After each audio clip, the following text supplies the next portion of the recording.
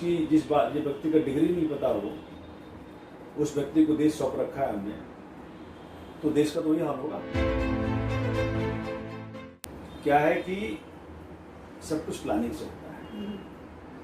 हमारे मुख्यमंत्री IIT खड़गपुर के हैं, खुद के इंजीनियर हैं। मैं IIT दिल्ली से हूँ। हम पढ़े लिखे व्यक्ति हैं, पूरी नॉलेज रखते हैं। अक्सर जो नेता पढ़ा लिखा नहीं होता, जैसे माननीय मोदी जी, वो मास्टर्स हैं इंटायर पॉलिटिकल साइंस में, आप भी पढ़े लिखे हैं। इंटायर पॉलिटिकल साइंस देश में कोई यूनिवर्सिटी नहीं ऑफर करती। वो अब जिस व्यक्ति का डिग्री नहीं पता हो, उस व्यक्ति को देश सौंप रखा है हमने, तो देश का तो वही हाल होगा। तो वो भाजपा जो प्रयास कर रहा है दुष्प्रचार करने का, वो सफल नहीं हो पाता। दिल्ली में केजरीवाल जी तीसरी बार आए और छोटी मोटी तरीके से नहीं आए। 28, 67, 62 है ना, 5 साल सेवा करने के बाद राजनीति में रहने का 62 सीट जनता देती है। उसके बावजूद की पूरी मोदी बटालियन उतरी थी। मोदी साहब खुद, अमित शाह जी खुद मेरे घर के नीचे आए थे पर्चा बांटने। लेकिन इसके बावजूद दिल्ली वासियों ने, दिल्ली की जनता ने बताया कि किसके पक्ष में है वो। अब जो प्लानिंग चल रही है दिल्ली में 24 घंटे की प्लानिंग चल रही है। आप आज अपने चैनल पर दे रहे हो, उसको रिकॉर्ड करके रखना, संभाल के रखना कि आने वाले 3-4 साल के भीतर हम दिल्ली में वाटर माफिया, चूंकि सारी मुसीबतें इसलिए रहती हैं, मुसीबतें क्यों जिंदा रहती हैं? नेता उससे अपनी दुकान चलाता है, मुसीबतें जिंदा रखना चाहता है वो, चाहे पानी का हो, चाहे सीवर का हो, चाहे वुमेन सिक्योरिटी का हो, चाहे कोई भी समस्या हो। सरकारें आज तक के इतिहास में समस्याओं का समाधान करने नहीं आती। सरकारें आती दुकान चलाने के लिए। अब उनकी दुकान जब चलेगी, कैसे चलेगी? माफिया चलाएंगे दुकान, लैंड माफिया, वाटर माफिया, शिक्षा माफिया, ये माफिया हैं। तो भाजपा हो या कांग्रेस, ये सारी पार्टियां माफिया चलाती हैं। ठीक है, उनके जब स्टेज बनते हैं, 100 करोड़ के स्टेज बनते हैं, कहाँ से आता है पैसा? अभी मैं चलूंगा, आप चलिएगा मेरे साथ। जो मेरा स्टेज बनता है, एक टेबल रहता है, एक चेयर रहता है, अपना एक टेबल, अपना एक चेयर, साथ लेके चलते हैं।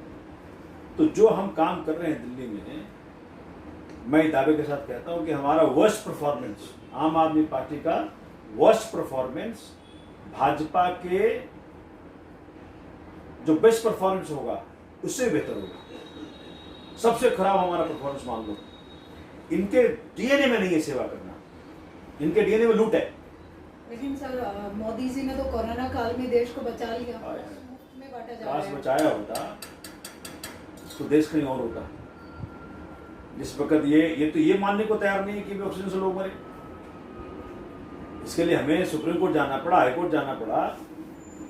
इसी दिल्ली के अंदर एक राजा था ना, वो जिसने कि आदेश दिया था कि मैं जीसस को फांसी लगाओ, तो उसको आदत पड़ गई थी हाथ धोने की। तो बोला था मेरे हाथ में खून लगा हुआ है। मैं दावे के साथ कहता हूँ मोदी जी ने कुछ ऐसा काम किया कोरोना में। सर, ऑक्सीजन को लेकर दिल्ली सरकार भी काफी चर्चा में रही है। इतने लोग मरे कोरोना में। माननीय योगी आदित्यनाथ जी ने उत्तर प्रदेश के अंदर मतलब शर्मसार कर देने वाली घटनाएं देखी हमने कि लाशों का ढेर गंगा में बह रहा है, कुत्ते नोच से खा रहे हैं, लोगों के पास संस्कार करने के लिए पैसे नहीं हैं। प्रयागराज में उनको गाड़ दिया गया है नदियों के तरफ, उससे कपड़े खींचे जा रहे हैं। मतलब ऐसी नंगा नाच मानवता की हत्या हमने देखी है।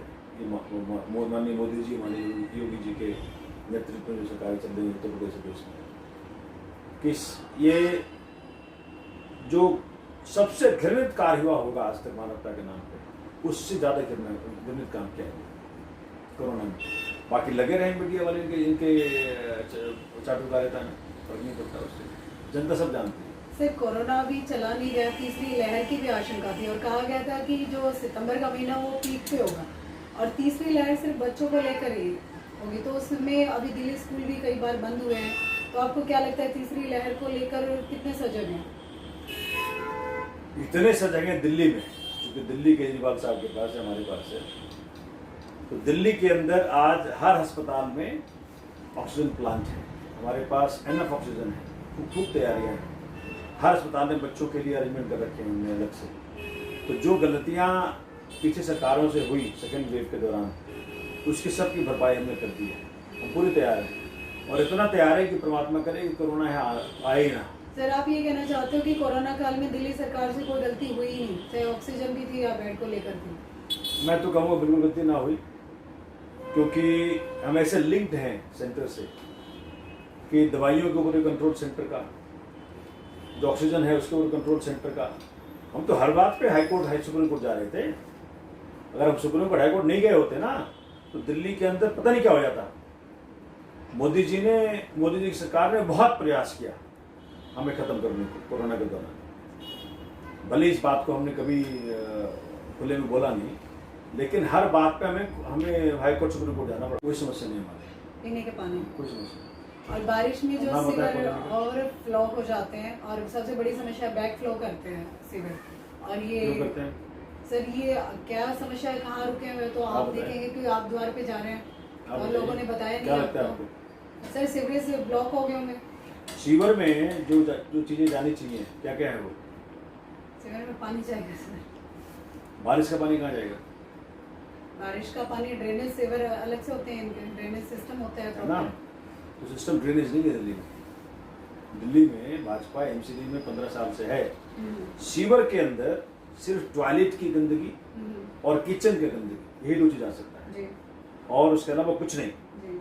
जबकि भाजपा एमसीडी में 15 साल से है, पूरी ड्रेनेज सिस्टम बैठा दिया। एक सीवर ड्रेनेज एक भी ड्रेनेज सिस्टम नहीं, स्टॉक वाटर ड्रेन होता है नहीं है। कांग्रेस के राज में 15 साल से तो भाजपा है, भाजपा बताए। जी।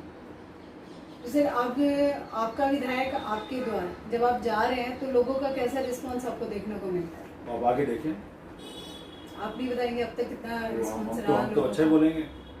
आप आके खुद देखिए। ये थे हमारे साथ मालवीय नगर के विधायक सोमनाथ भारती जी। और चैनल के साथ बने रहिए। धन्यवाद।